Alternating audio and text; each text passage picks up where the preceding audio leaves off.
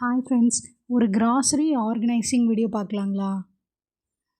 நான் வந்து மளிகை சாமானம் பார்த்தீங்க அப்படின்னா, கொஞ்சம் வந்து ஹோல்சேல் ஷாப்பில் வாங்குவேன். கொஞ்சம் வந்து ஆன்லைனில் வந்து ஆர்டர் பண்ணுவேங்க.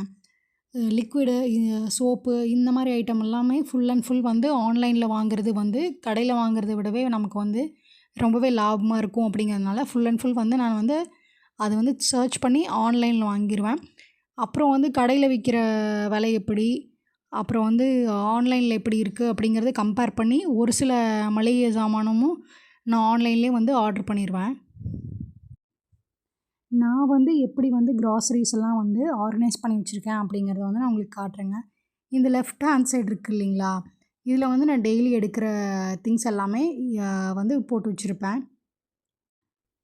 கடுகு, கடலைப்பருப்பு இது எல்லாமே வந்து அந்த லெஃப்ட் ஹேண்ட் சைடு இருக்க ரோவில் வச்சுருப்பேன். ரைட் ஹேண்ட் சைடு வந்து எப்பயாவது எடுக்கிற ஐட்டம், ஒரு 2 நாளைக்கு ஒருக்கா எடுப்போம் அந்த மாதிரி இருக்கிற ஐட்டம் வந்து ரைட் ஹேண்ட் சைடு வச்சுருக்கேன். மேலே ஃபுல்லாக பார்த்திங்கன்னா பருப்பு, பெரிய பெரிய சம்பளம் தான் இருக்கும்.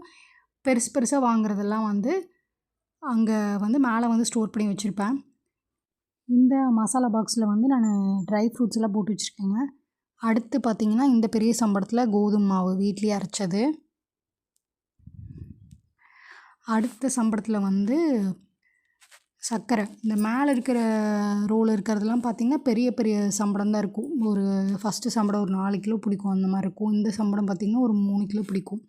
இதெல்லாம் தாராளமாக ஒரு 2.5 2.25 கிலோ அந்த மாதிரி பிடிக்குங்க. இதில் வந்து நான் உளுந்து போட்டிருக்கேன்.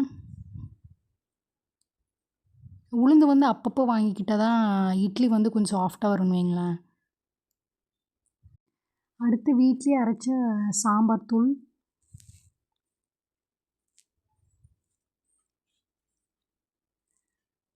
அடுத்து பார்த்திங்கன்னா துவரம் பருப்பு. இந்த மாதிரி ஒரு கப் நான் வந்து போட்டு வச்சுப்பேன். இதுதான் நான் வந்து ஒவ்வொரு தடவையும் வந்து இந்த கப்பில் 1 கப் 2 கப் அந்த மாதிரி வந்து நான் எடுத்து போட்டுக்குவேங்க.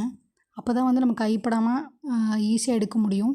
அடுத்து ராகி மாவு, இதுவும் வீட்லேயே அரைச்சது தான். இது பார்த்திங்கன்னா நாட்டு சர்க்கரை.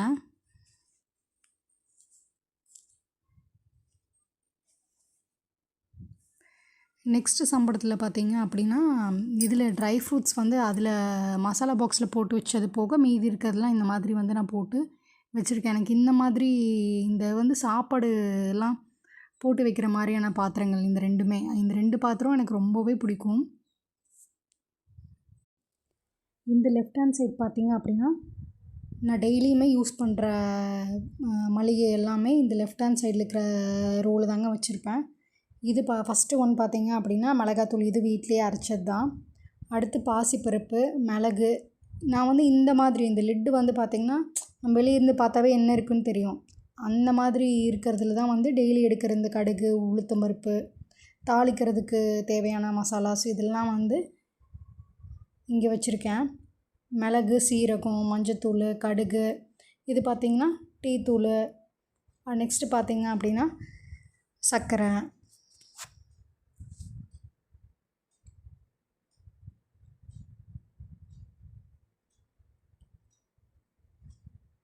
இதில் பார்த்திங்க அப்படின்னா மல்லித்தூள், இதுவும் வீட்லேயே நானே வறுத்து அரைச்ச மல்லித்தூள்.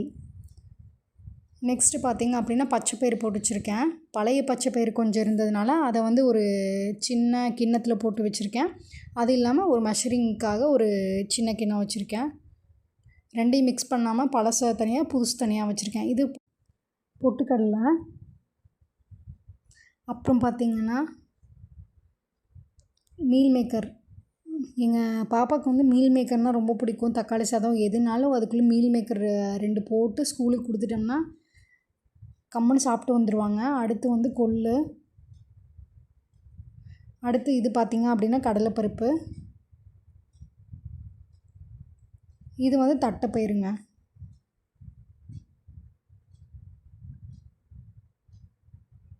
ரைட் ஹேண்ட் சைடில் பார்த்திங்க அப்படின்னா டெய்லியும் சமையலுக்கு எடுக்காத ஐட்டம் எல்லாமே வந்து இந்த சைடு வச்சுருப்பேன்.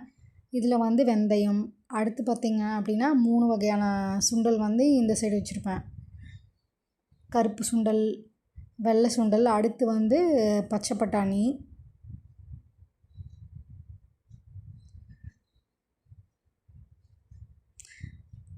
அதுக்கடுத்து பார்த்திங்கன்னா காஃபி தூள், ஃபில்டர் காஃபி தூளுங்க.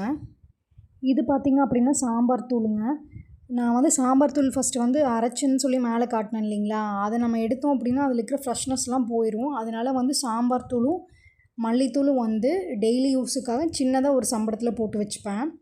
அடுத்து பார்த்திங்கன்னா இட்லி பொடி, வெந்தய பொடிங்க.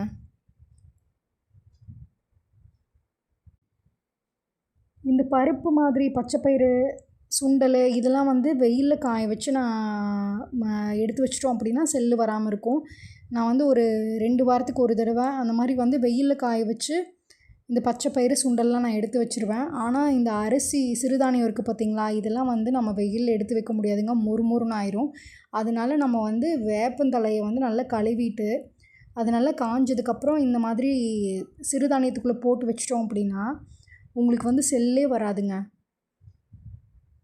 நமக்கு என்னதான் சிறுதானியத்தை வாங்கி ஒரு கவரோட ஃப்ரிட்ஜுக்குள்ளே வச்சாலும் எனக்குலாம் மனசு ரொம்ப கஷ்டமாக இருக்கும். என்னடா ஃப்ரிட்ஜுக்குள்ளே வச்சு அரிசியை வச்சு யூஸ் பண்ணுறோமே அப்படின்னு சொல்லிட்டு. அப்புறம் நான் வேப்பந்தழை போட்டு வச்சு யூஸ் பண்ணி பார்த்தேங்க. அதுக்கு வந்து ஒரு செல்லு கூட வரதில்ல. வரகரிசி இது இப்படி தான் நான் வந்து இந்த சிறுதானியம் என்னெல்லாம் இருக்கோ அதுக்கெல்லாம் வந்து நான் இந்த மாதிரி வேப்பந்தழை வந்து போட்டு வச்சுக்கிறது. அதே மாதிரி அரிசி ட்ரம்முக்குள்ளேயும் பார்த்திங்க அப்படி வேப்பந்தழை வந்து நான் போட்டு வச்சுருவேங்க. அதனாலேயும் வந்து அரிசி ட்ரம்லேயும் வந்து செல்லு பிடிக்காமல் இருக்கும். இது பச்சரிசிங்க. கம்புலலாம் நான் போட்டு வைக்கலிங்க. கம்பெல்லாம் வந்து நம்ம வெயில்லையே வந்து காய வச்சு எடுத்துக்கலாம் அப்பப்போ. அதனால் வந்து கம்பில் வந்து நான் வந்து வேப்பந்தழை போடல. இது கோதுமையும் அப்படி தான். நான் வந்து இது வந்து தோசை ஆட்டுறதுக்காக தனியாக வந்து 1 கிலோ வந்து மாவு அரைச்சது போக இந்த மாதிரி எடுத்து வச்சுருக்கேங்க. இந்த வீடியோ உங்களுக்கு கண்டிப்பாக யூஸ்ஃபுல்லாக இருக்கும்னு நினைக்கிறேங்க. நம்ம மறுபடியும் இன்னொரு வீடியோவில் பார்க்கலாம். பிடிச்சிருந்தா லைக் அண்ட் சப்ஸ்கிரைப் கண்டிப்பாக பண்ணுங்கள்.